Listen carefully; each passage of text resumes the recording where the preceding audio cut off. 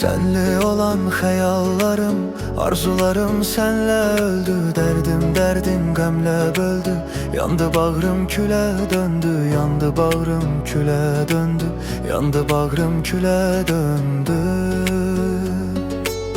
Ümidlerim güman oldu, görünmeyen duman oldu. Eşk adlanan o deryada ünvansız bir liman oldu. Senden sonra bu cür eşke şiir yazıp yaratmışam. Senden kalan bu sevgimin daşını çoktan atmışam. Yandığım kadar yanasan, kalbi kırıp sındırmısan. Belki onda anlayarsan, beni nece yandırmısan, beni nece yandırmısan.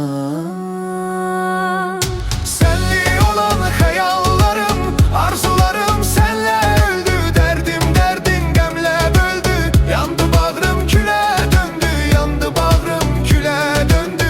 Yandı bağrım küle döndü.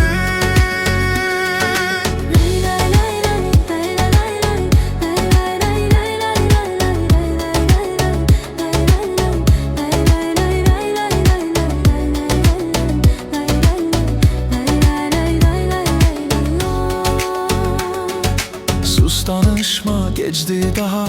Kalbim seni bağışlamaz. Mən əff edib bağışlasam, kalbim beni bağışlamaz. Xəyanətkar əllərinlə sıxma daha əllərimi. O vəfasız ürəyinlə parçaladın ürəyimi. Ümidləri qıran qadın, sən də atmadın eşqin dadın. Sonda səndən istəyim var, Şəhvət qoyma eşqin adı.